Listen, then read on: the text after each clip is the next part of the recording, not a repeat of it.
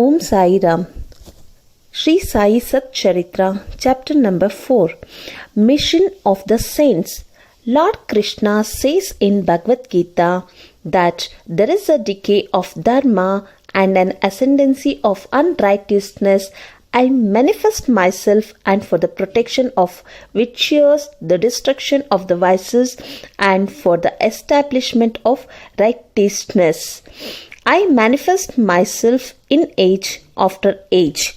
This is the mission of Lord, and sages and saints who are his representatives and who appear here at proper times help in their own way to fulfill that mission. For instance, when the twice born, the Brahmins, the Kshatriyas and the Vaishyas neglect their duties, and when the Shudras try to usurp the rights of their higher classes, when the spiritual preceptors are not respected but humiliated, when nobody cares for religious instructions, when everybody thinks himself very learned, when people begin to partake of forbidden food and intoxicating drinks when under the cloak of religion. People indulge in malpractices when people belonging to different sects fight amongst themselves. When Brahmin fail to do Sandhya Adarshan and the orthodox their religious practices, when yogis neglect their meditation, when people begin to think that wealth, progeny, wife and their sole concern, and thus turn away from the true path of salvation, then those saints appear and try to set matter right by their words and action.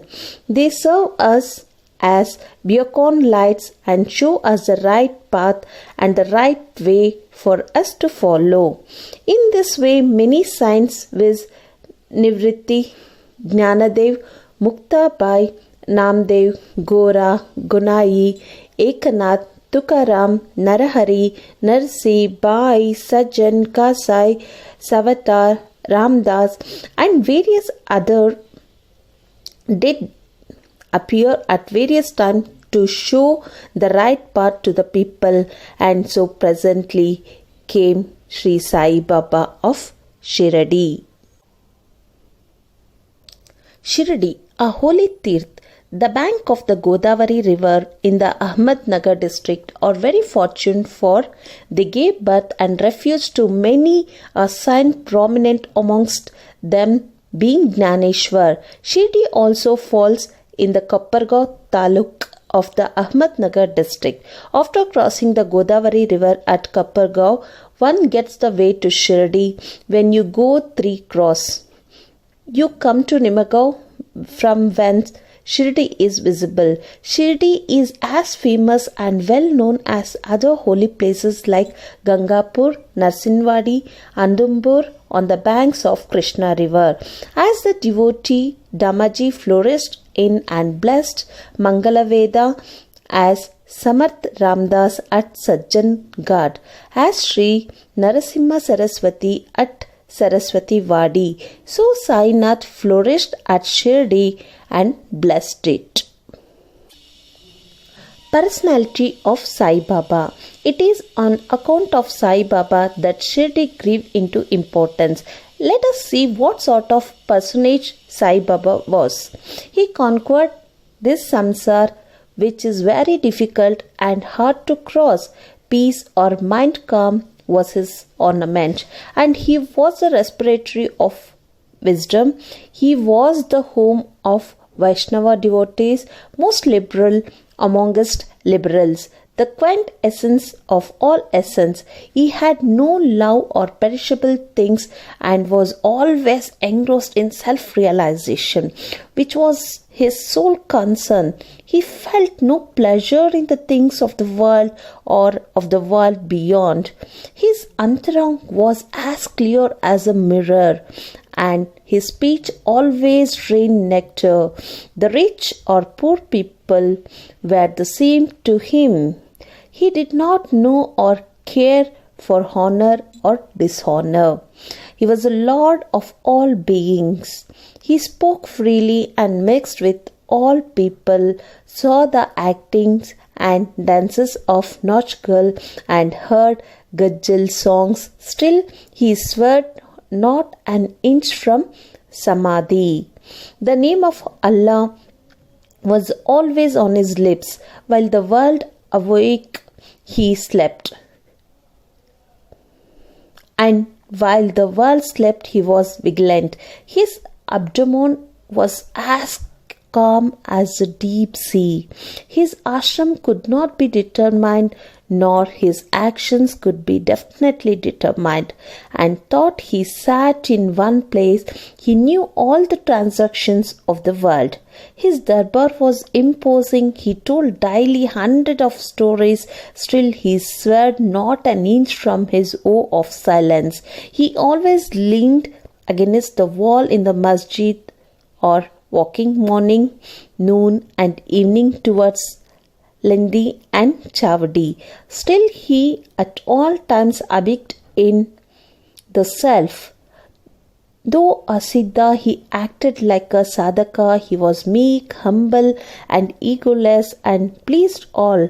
Such was Sai Baba, and as Sai Baba feet treated the soil of Shirdi, it attained extraordinary importance as Gnaneshwar elevated Alandi Ekanath did to Paithan, so Sai Baba raised Shirdi.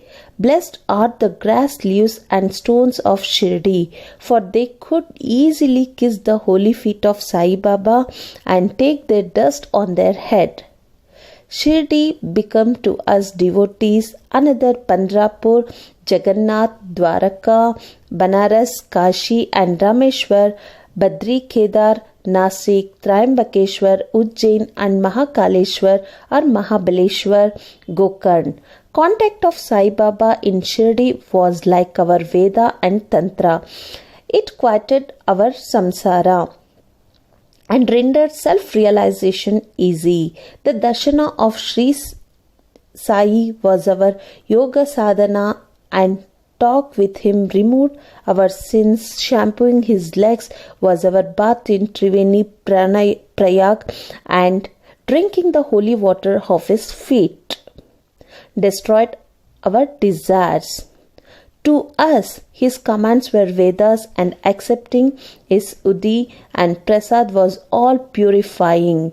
He was our Sri Krishna and Sri Rama who gave us solace, and he was our Parabrahma. He was himself beyond the pair of Dvandvas. Never dejected or elated, he was always engrossed in his self as existence, knowledge and bliss. Shirdi was his center, but his field of action extended far wide to Punjab, Calcutta, North India, Gujarat, Dhaka, now in Bangladesh and Konkan. Thus, the fame of Sai Baba spread far and wide, and people from all parts came to take his darshana and be blessed. By Mere Darshan, minds of people, whether pure or impure, would become at once quiet. They got here the same sort of unparalleled joy that devotees get at Pandrapur by seeing Vital Rakhumai.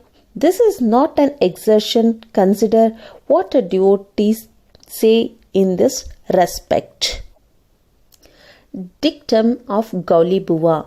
An old devotee by name Gauli Buva, aged 95 years, was Varkari of Pandari. He stayed 8 months at Pandrapur and 4 months Ashada to Kartik. On the banks of the Gangas, he had an ass with him for carrying his luggage under disciple. As his companion, every year he made his worry or trip to Pandrapur and came to Shirdi to see Sai Baba, whom he loved most. He used to stare at Sai Baba and say, "This is Pandrinath Vittal incarnate, the merciful Lord of the poor and helpless." The Gauli Buva was an old devotee of Vithoba and had made many a trip to Pandari, and he testified that Sai Baba was real Pandari Nath. Vittal himself appeared. Sai Baba was very fond of remembering and singing God's name. He always uttered Allah Malik, God is Lord, and his presence made others sing God's name continuously day and night for 7 days. This is called Namaspataha. Once he asked Dasaganam Maharaj to do the Namaspata. He replied that he would do it provided he assured that Vittal would appear at the end of the 7th day.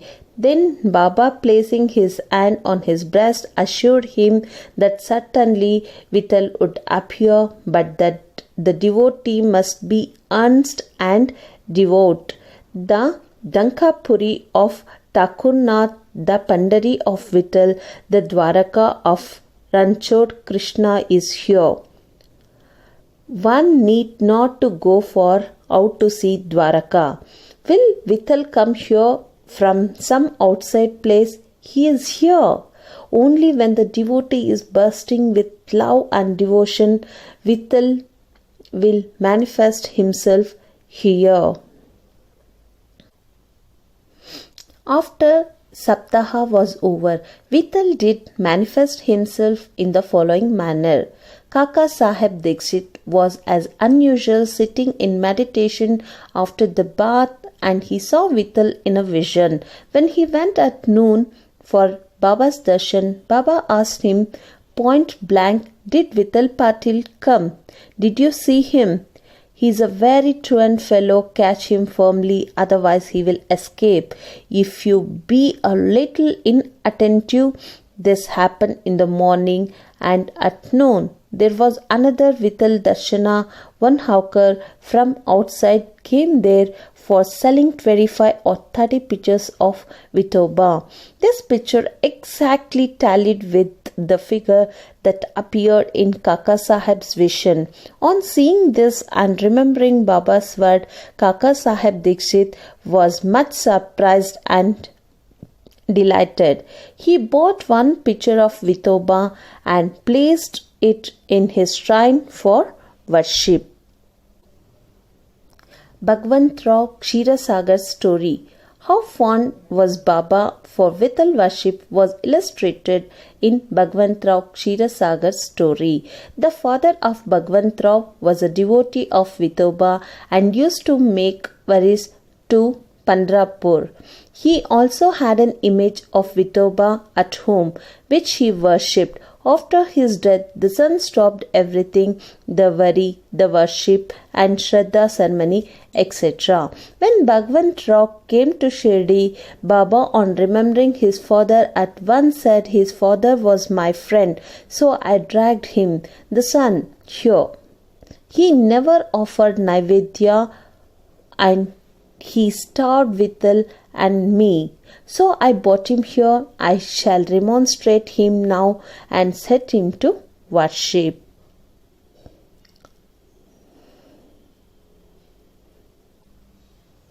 Das Ganu's bath in Prayag. The Hindus think that a bath in the holy Tirth of Prayag, where the Ganga Yamuna meet, is very mysterious, and thousands of pilgrims go there at periodical times to have a sacred bath there. Once Das Ganu thought that he should go to Prayag for a bath and came to Baba to get his permission for doing so. Baba replied to him, "It is not necessary to go so long. Our Prayag is here, believe me." Then, wonder of wonders, when Das Ganu placed his head on Baba's feet, out came or flowed streams of Ganga, Yamuna water from both the toes of Baba. Seeing this miracle, Das Ganu was overwhelmed with feelings of love and adoration and was full of tears. Inwardly he felt inspired, and his speech burst forth into a song in praise of Baba and his Leelas. Immaculate Conception of Sai Baba and his first advent in Shirdi. Nobody knew the parents' birth or birthplace of Sai Baba. Many inquiries were made.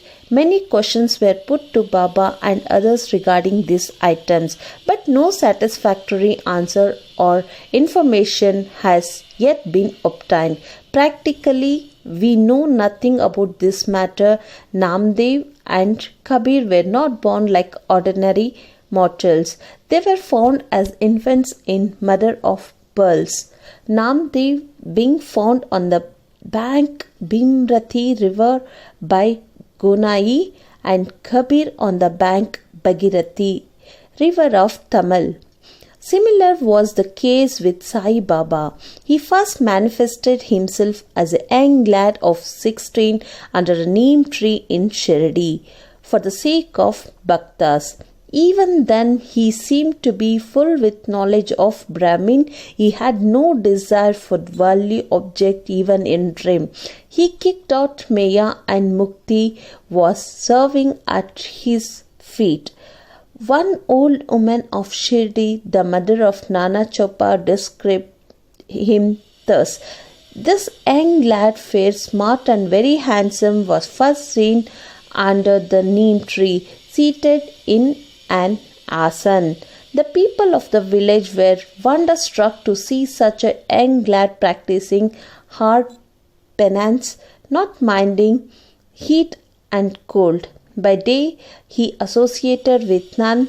By night he was afraid of nobody. People were wondering and asking whence this young chap had turned up.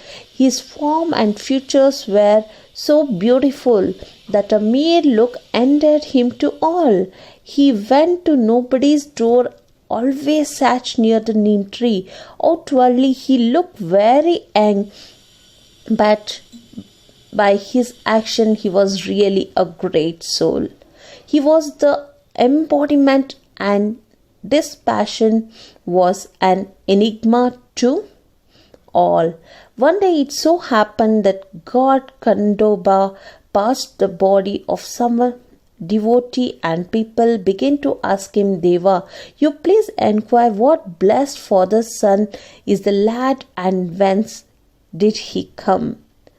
God Kundaba asked them to bring a pickaxe and dig in a particular place. When it was digged, bricks were found underneath a flat stone. When the stone was removed, a corridor led to a cellar where cow mouth shaped structure, wooden boards, necklaces were seen.